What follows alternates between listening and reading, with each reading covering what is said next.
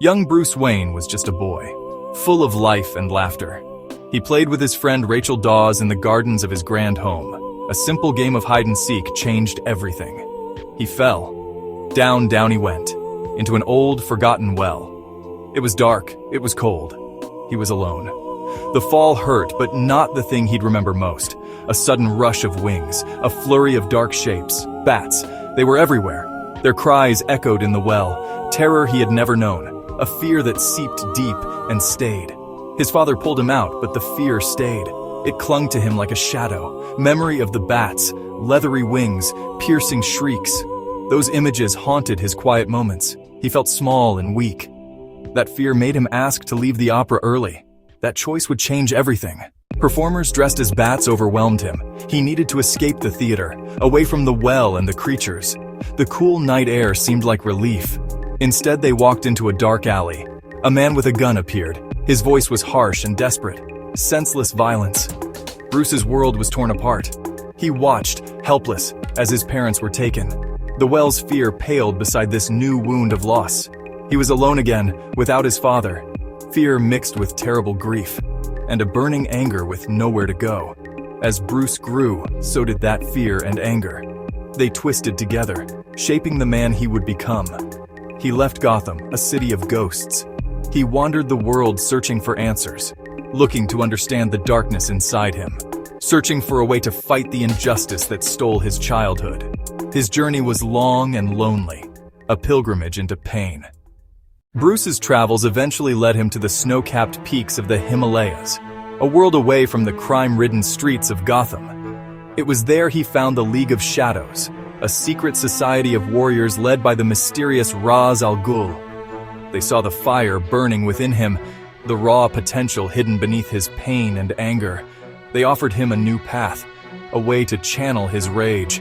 They began to train him, pushing his body and mind to their absolute limits. He learned to fight, not just with his fists, but with his spirit. He learned to move like a shadow, to become one with the darkness that he had once so desperately feared. The training was brutal and unforgiving. He was taught to face his deepest terrors, to walk on thin ice, both literally and figuratively. Ra's al Ghul and his mentor, Henri Ducard, guided him, showing him how to control his fear, to make it a tool rather than a prison. They taught him that fear could be a powerful motivator, a weapon to be wielded against those who prey on the innocent. Bruce absorbed every lesson, his body growing stronger, his mind sharper. He was no longer the scared boy who fell into a well. He was becoming something else entirely, something more formidable than he could have ever imagined. He was learning to master the very thing that had once mastered him. The final test of his training was a spiritual one. He was made to inhale the vapor of a rare blue flower, a substance that brought his greatest fears to life. Once again, he was surrounded by a storm of bats. The terrifying memory from his childhood made real and overwhelming. But this time was different. He had been forged in the fires of discipline and resolve. He did not run. He did not scream. He stood his ground, looked into the heart of his terror, and accepted it. He had learned to control his fear, to let it wash over him without drowning him. He had finally conquered the demon that had haunted him for so long. With his training complete, the League of Shadows revealed their true purpose. They were not just warriors, they were judges and executioners. They believed that great cities, when they became corrupt, must be destroyed to restore balance. Their next target was Gotham, Bruce's home. They asked him to lead the charge, to deliver the final killing blow to the city that had caused him so much pain. But Bruce looked at the man they wanted him to execute and saw not justice, but vengeance. He realized that their path was not his. He would not become a killer.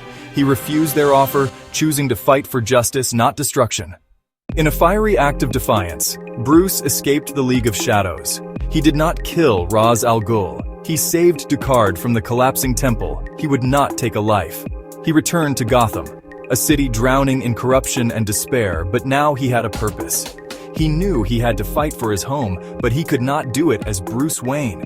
He needed a symbol that could strike fear. He remembered his childhood terror. The bats in the well. He would turn that fear into a weapon. He decided to become the bat.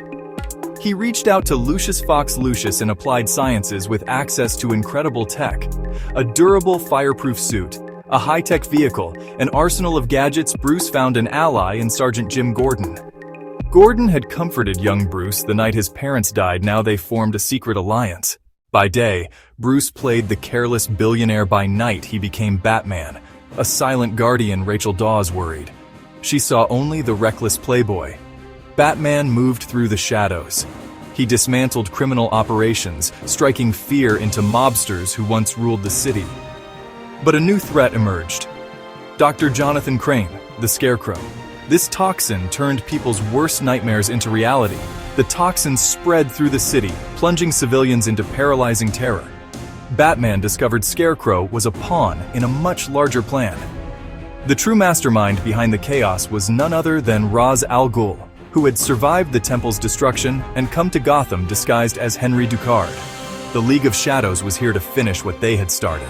Their plan was to poison Gotham's water supply with Scarecrow's fear toxin and then use a powerful microwave emitter to vaporize it, turning the entire city into a madhouse of terror.